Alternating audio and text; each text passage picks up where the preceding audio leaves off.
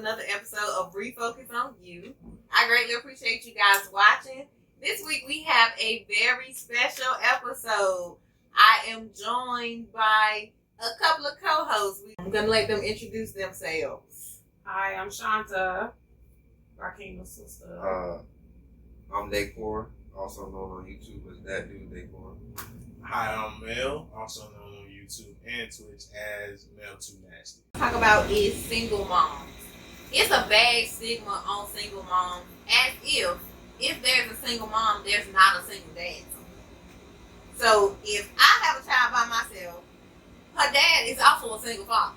So at some point, why is it just, oh, she's a single mom, so she chose wrong? Didn't he choose wrong? Why is it all on the mother? And I know we choose who we lay down with, but that goes both ways. I mean, yes, we choose to have the baby, but that goes both ways. So what do y'all feel about the single mom topic and it being a bad stigma? I feel like that all goes back to the religious thing. Like, they feel like you have a kid, you're supposed to be married. So they gonna put the blame on the female rather than put it on the male because, like you said, you believe that you have a child with you. But sometimes things just happen. And some things won't meant to be, so you gotta take the consequences and live and learn. Right. Alright, I'm glad he went first because I'm gonna tell y'all what I gotta say.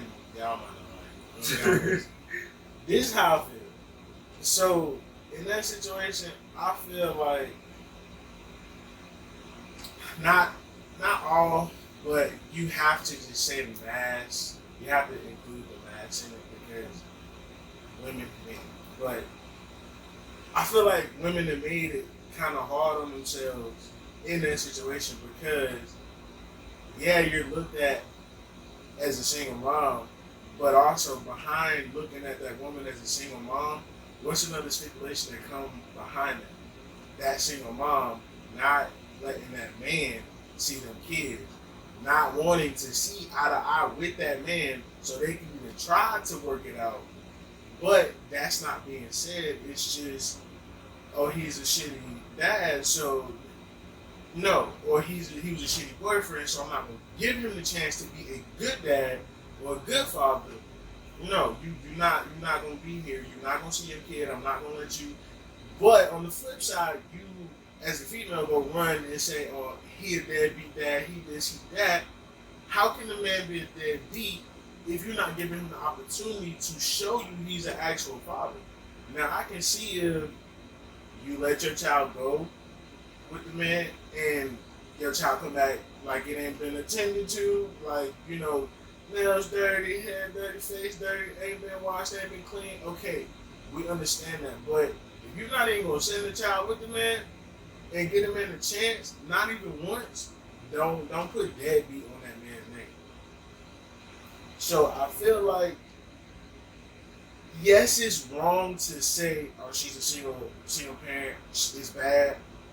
But at the same time, yeah, she messed up her life. But at the same time, think about how us as a society got to thinking about or thinking like that towards a single parent or a single mother, sorry.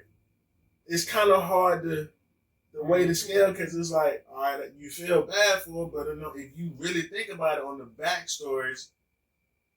So you saying the bad moms are making it bad for the single moms? Yeah. The like, ones that's throwing up like, you're bad, you don't want to be with me, so you can't be with your child. Yeah. I get that. So you have to like really pick and choose like, I want to feel bad for her, you know, having to deal with the kid by herself, as opposed to I don't feel bad for you because you the reason why your child got a broken home because you were unhappy in your relationship. Just because you're unhappy in your relationship don't mean you should break a bond between a child and their parent. Sure. That's on either side. That's mother to father, father to mother, regardless. Because at the same time, that child is his own person.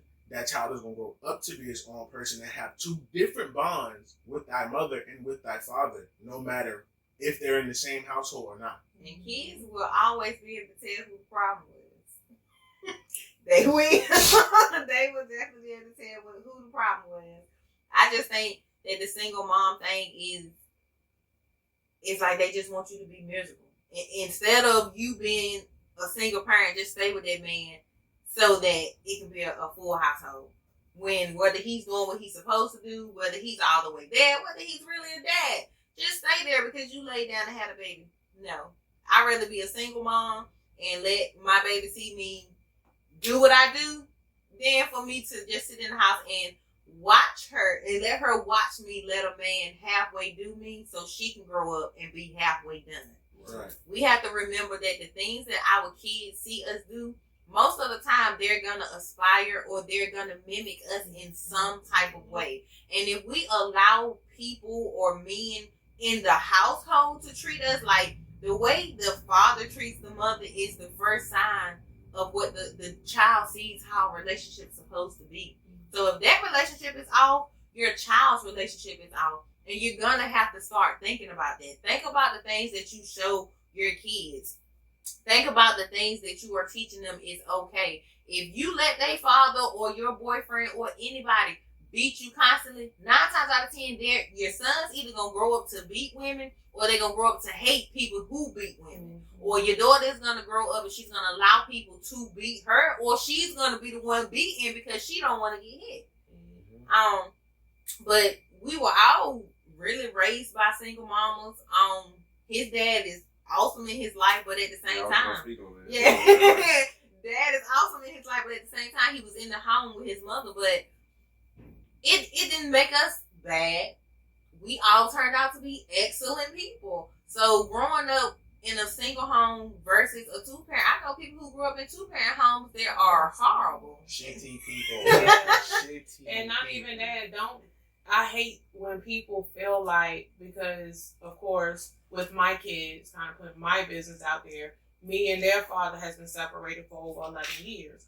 But you would never know if you saw my kids. They know who their daddy is. They know who their mother is. They know where their help come from. They know who they gonna look up to when it's time. Like if it's something disciplinary, daddy got it. Mama don't do that, so I already know daddy got it. But if it's something I need, something for school, I'm calling my mom. I need to go see my mom. I need to talk to my mom. I need to go see my dad. I need to talk to my dad. I hate the saying that because they're in a broken home, them kids ain't gonna be right. No, because my kids, to me, they mine, but they perfect. Straight A's in school. One getting ready to go to college. Perfect. He perfect. No complaints. And daddy has been there, just not in the home 24/7. It does not mean that he can't be a father because he's not here. And it doesn't mean that I'm supposed to make him feel bad about the fact that we're not together. My kids respect us a lot more about making the decision of being separated and taking care of them, because now they see that mom and dad got this regardless if they in the same house, in a separate house, it don't matter. And if we were miserable together in the same house, that rubs off on the children. That's making it worse, because then they going to school and they so worried about what's going on at home. They can't take care of their schoolwork. They can't focus on being 15 and 16 and 17 years old because they worried about what they're going to walk back into when they get home. Like, that's not fair to kids. So when you making a decision of whether you're going to be a single parent, which technically you're not. There's always a mother and a father. Right. Has to be, because I don't think Jesus came back. He came out of nobody else. So it has to be a mother and father. Technically, you're not a single parent. Right. Single parent don't mean it's not a team. Yeah. We're not together. We're not together. So it's very... For me, because I've been in the situation of having I never call him a baby daddy. Nobody has ever heard me say that, because the stipulation, not just on a single mother, on a baby daddy is so bad if I was to call him that.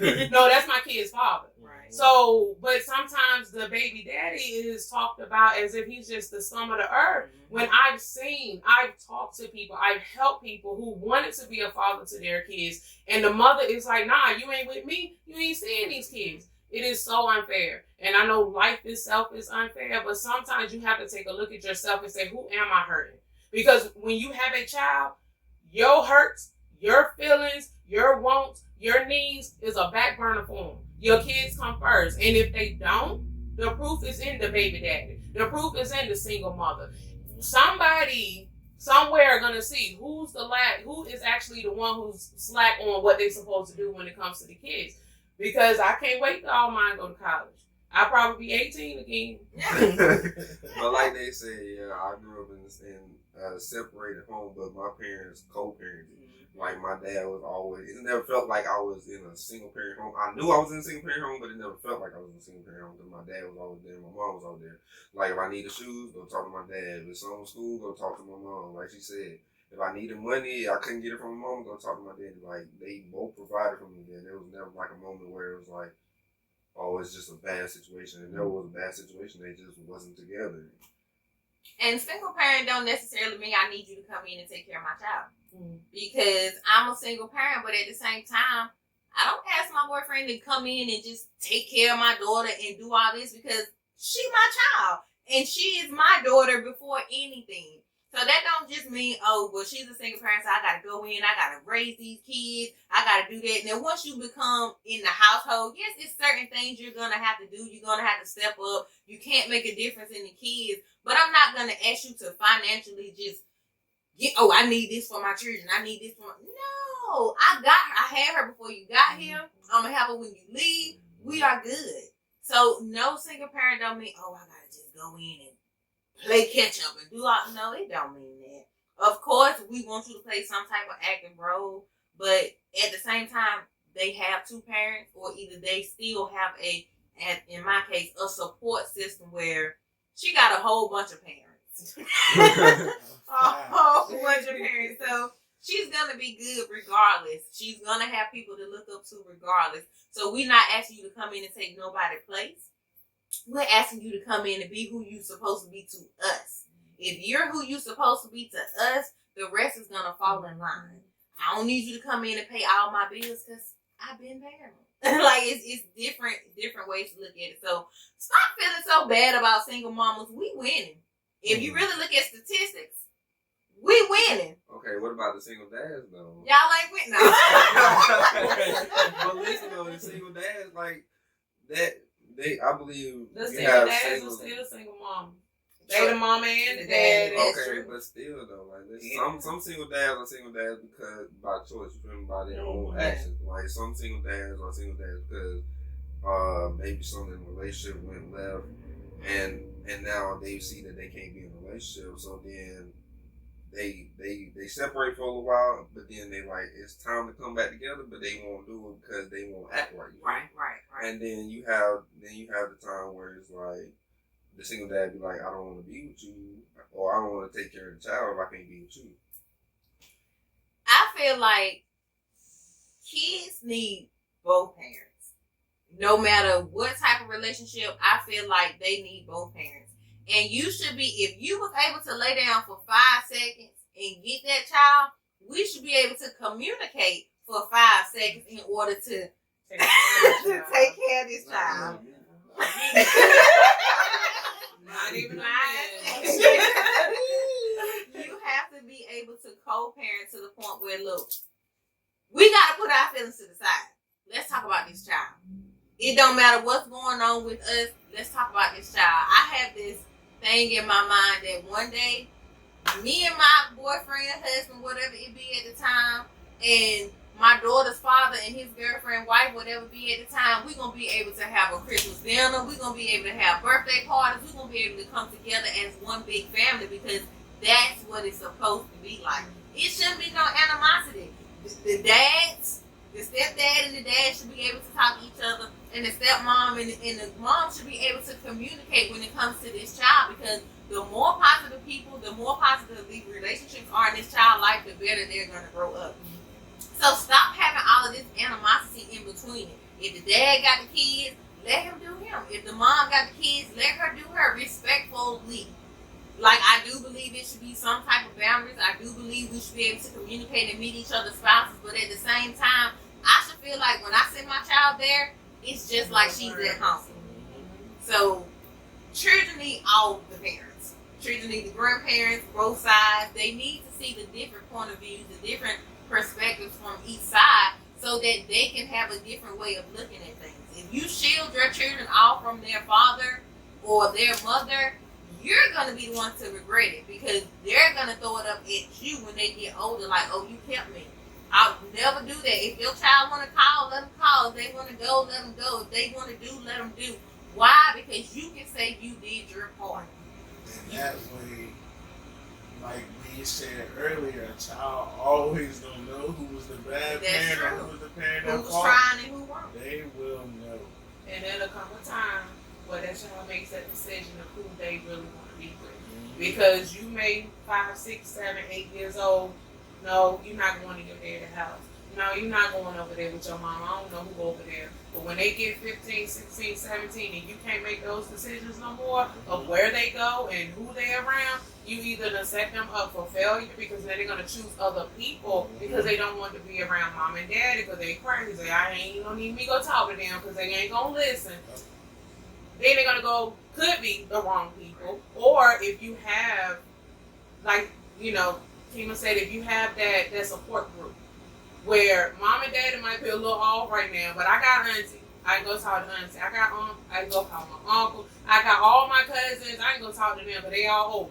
So I can call them and talk to them. That support system helps even if you are a single mother or a single father, because I know men who have their kids and the mother is not in their life. So it can go either way, but the support system is the best thing that you could ever have if you have children, from babies on up to going to college. If you have a great support system, your kids are going to flourish from it. Your life is going to flourish from it because you're going to always have somebody in that group that can bring you back from that dark side if you ever have to go that way. And it helps. It helps. And the stigma on single mothers and fathers gets to me. And if you gonna be single parents, be able to co-parent. You can hate each other and still smile. Yeah, at least for the kids. Like, no arguments in front of the kids or none of that. Just, it is what it is. We can't be together. Because the kids didn't ask to be there. They didn't. And it's best to allow them to grow up as a child and to grow up having almost a perfect childhood. So that when they are older, because the world gonna be rough enough to them, prepare them for those things, but don't start it off early. Yeah, look at Will and Jada. Right. That's another. Look at Will and Jada. They kept all them entanglements hidden until their kids was grown. Right. So, a lot of times we hide who we are sexually. How high our sex drives are, how low they are, whether we're gay, straight, bi, whether we want to experiment, the things that we want to do, and it's because we don't want people to look at us differently. We don't want, a lot of times people can't keep up with us if we have a sexual high drive and different things like that. So do you guys feel like you should lower your drive or be unsatisfied because a person can't keep up with you? Should you feel ashamed because you may have a high sex drive or you may prefer men over women when you are a man or a woman? How do you guys feel about that? Well, I'm going to start off with, since we started off with the religious stuff, technically you ain't even supposed to know if they got a high sex drive or not until you get married. But that's what we were taught in church. So if we did wait, how would you even make that decision on whether you stay or not? Because now you're married to the person who you never slept with, and they garbage, and you ain't. What you gonna do? Right. So just to throw that out there. But if you are in a relationship and it gets to that point and you find out that y'all not compatible on that level, then you have to take into consideration the positives of everything else. And do they outweigh that? If you have a high sex drive and that is something that is going to be expected in a relationship, and that's like your number one. If you can't do this, we can't be together. Make that known. Right. From day one. So maybe they don't even try because they know whether they garbage or not. I don't care what nobody say. So make it known, but also if you have been in this, say you was talking on the phone and then you started dating, and it's been, some people do it 6 months before they even get into a sexual thing, and then you find out, okay, this is not what I actually thought it was going to be. Have that conversation because you might have to end it right then before it gets further. But I think the thing is people are scared to have the conversation that this isn't what I want. Like, this is how I am and this is what I'm expecting, and you ain't meeting that. It could be called selfish, but still you gotta cover yourself, because what if you do accept that this person is this way. Y'all get married. A year into the marriage, it gets worse. What are you gonna do then? This marriage is supposed to be forever. Right. And forever is a long time. And if they can't keep up right now, 10 years from now, they definitely not going to be able to keep up. And then you're going to be looking out the window at the rain. So they're going to be looking out the window at the next door neighbor Bob and walking to his Mustang out there getting ready to pull off and wish they could tiptoe across the street. That's what that's going to be. Disclaimer. Mom and Dad, you watch this video. Couple years. But as far as having a high sex drive, you know what I'm saying, and being a partner having a low sex drive, I feel like sometimes age can play a factor in that. And like, let's say you older, you date somebody younger, they might not be as sexual as you are because of your age and the things that you've been through and things that they've been through. So I don't feel like sex should be a main factor. A relationship driven, a relationship driven type thing that plays a factor in if I should stay or if I should go. Because that person can make you genuinely happy, and you know what I'm saying, everything else, like you said, everything else is straight, perfect, almost perfect and fine. I don't feel like sex should really determine whether I should stay or so. And it's a teachable thing. And it is. Like, I feel like it could change over time. Like I said, like when I first started, I had a high sex drive. But like, I mean, it wasn't like I needed it or I needed to have sex multiple times. Like, as long as I got it, I was straight. So do you think you should, What's the word I'm looking for? kind of like decrease yourself? Like, would you decrease yourself or decrease the amount? Like, do you think you can stay in a relationship forever and not be sexually fulfilled? This is how I feel about it. Like, when we go through the times where we single, we're not having sex, right? So we're not getting it. Not as if you was in a relationship.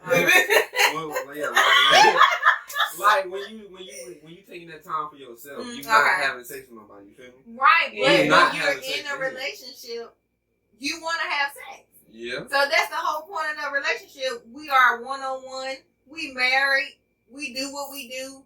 So I need this to be done 17 times a week type. What if you need that and they just can't keep up with that? Like, is that... I guess it goes back to you have to let them know up front. Like, if you can't do it 29 times this week, it's not going to work. Yeah, but this is my thing, though. Like I was saying, like, when we were single and we ain't had nobody, we weren't getting it that 17 times a week. So, when we get in a relationship... When we get in a relationship, why do we expect that we needed that 17 times? And that's why you beside me. It's that self-control, though. Right. And it's nobody laying beside you with that cupcake energy. But you would expect for them to in a relationship, it's always going to be compromised. So, if it's me and I have a high sex drive and the guy I'm talking to really don't. Now, he tries. But... because of how I am, I expect it 19 times a week, and he's like, I might can give you 3. Well, maybe we need to have a conversation about how we can double that. Maybe it's something we can do. Is it something I need to do to help you? Like, there got to be a compromise there because you're asking me to compromise what I'm really looking for. So can you do something to try to help me get halfway there? Like, conversations have to be had. Yeah. Relationships. Even if it's the best friend with the benefits. Nah, they wouldn't have those issues. Because they wouldn't be the best friend with benefits. Sorry. Sorry. But sometimes the conversation has to be had that this ain't working. And normally when it's sex, a lot of people shy from talking about it. But it's a part of life. That's how we got here. That's how mom and daddy got us here, regardless of who our mom and dad is. Like, if they didn't have sex, we wouldn't be here. Why is it such a bad thing to talk about sex? It can't be that bad because everybody's doing it. Like, that's how a reasonable person should see it. But sometimes you have to have that conversation and say, look, like, I was expecting this to go another way. I see that it can't, but is there something we can do? Is there something I'm not doing that you can't do it? Instead of just saying, no, he can't do it, so I can't be with him. And he don't even know why you ain't here. And that's like, I was going to say, if you feel like you the type of person where you got a high sex drive and you want things a certain way, I feel like you have to at least give the other person a chance to prove that they can or they can't. Yeah. But you got to give them the conversation so they know what you're looking for. Yeah. Because if they don't know, they might think that 3 times a week is enough, and you have it. Mm-hmm. So what about like things that you may be into sexually? Like, you know, some people are into bondage and all of that type stuff. Do you think that you should shame away or shy away from those things because of how people look at you? Or say you may be a person who like to have sex anywhere, like anywhere. I feel like I'm a spontaneous person. Right. I like anything that's spontaneous. Like, we in the car in the parking lot. Let's do it right here. Like, I feel like that's more. I feel like that makes the sex more intense. Like it makes so, are you open to telling anybody that or showing anybody that in your relationships, or do you kind of hide it, or you kind of feel your way to see whether you think this person would be down for that?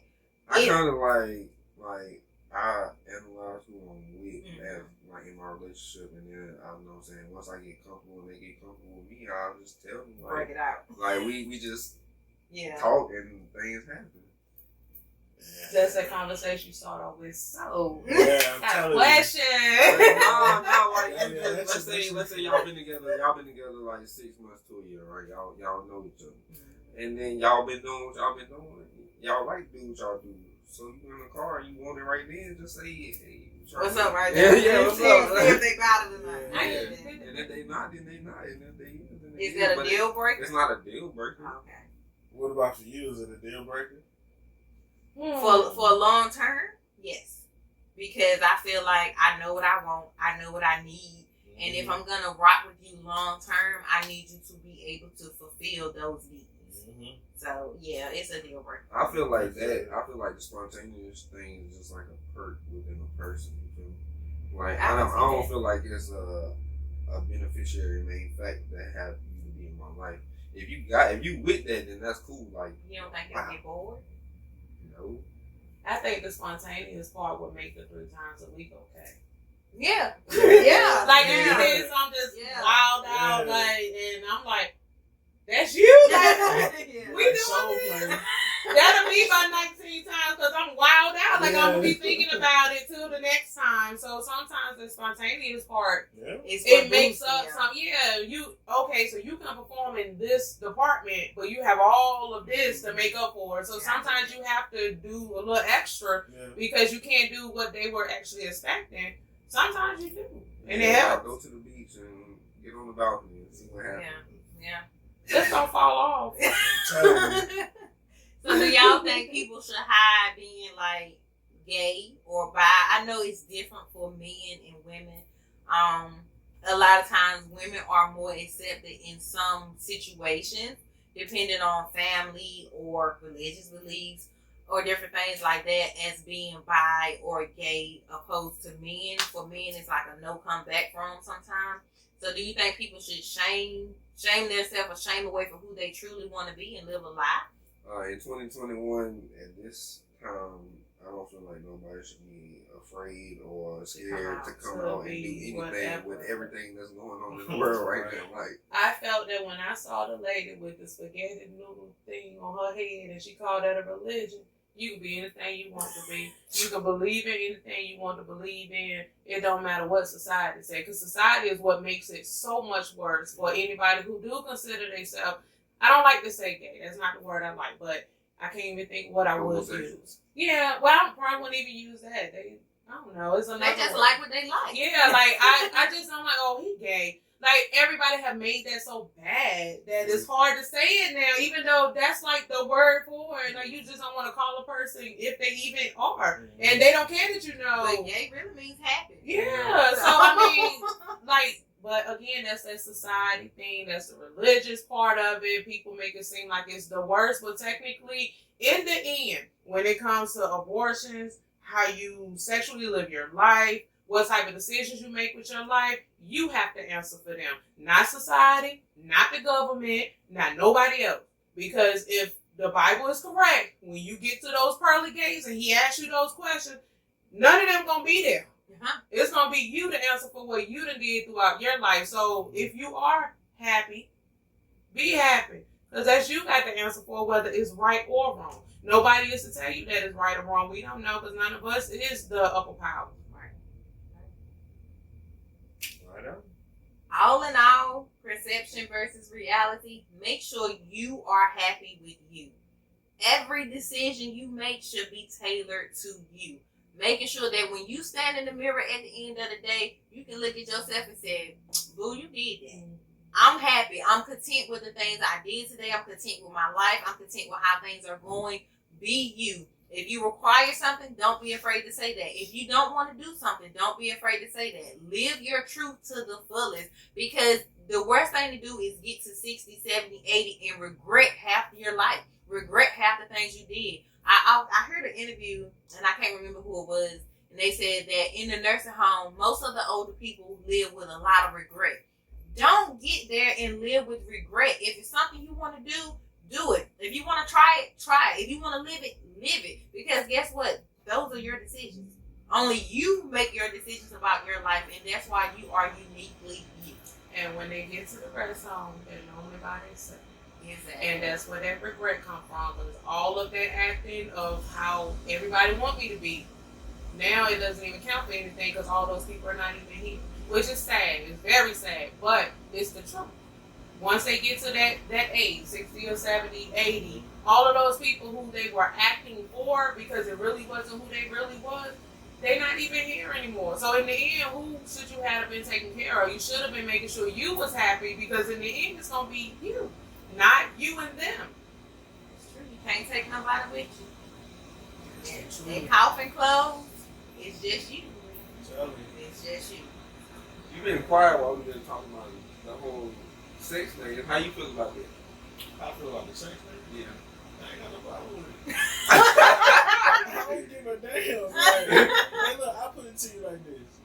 I'm not going to judge nobody for what they do, because people probably judge me for what I do, but I don't care. So I'm going to do what I want to do with who I want to do it with, regardless of whoever they can have what they feel about it. I mean, coming up in high school, I had gay friends. Like, I had a gay close friend. Did I know he was gay? Yeah. Did I get, not bullied, but people look at me different? Yeah. Did I literally go stay the night at this man's house knowing? Yeah. Did it bother me? No. Why? Because that was my bro at the time. I'm not going to judge you for what you do, bro. If you like, say, well, those niggas. Hey, just don't bring it this way, bro. Don't have your phone over there. But that has nothing to do with your friendship. Yeah, like, I'm not, so it don't bother me. And I don't get why society picks and labels who has to be with who can love who. Look, at the end of the day, that's what it's about. Love, and going back to the conversation earlier, them feelings. Mm-hmm. That's all it's about. If you love this person, you got feelings for this person, you feel for this person, hey, have fun, bro. That's true. That's true. Well, y'all tell them where they can find y'all at. Go ahead. I mean, you know, it's your boy That Dude They Court. You can find me on YouTube at That Dude They Court. You can find me on Instagram at That Dude They Court. You can find me on Snapchat at Daycore_Hicks. I ain't with all that extra stuff. I got two. You can find me. You can find me on YouTube at XX Male Too Nasty XX, and you can also find me at Twitch.tv/XX Male Too Nasty XX. We always playing video games over there. Come rock with us. Come chill out and chat and talk to us. And I'm definitely not big like all these three up here, but my Facebook is Chanta Person. That's with a C, not an S. And on Instagram, I'm Uniquely Beautiful. So that's me. Oh, and sorry. And I am starring in a TV show called Shift Differential.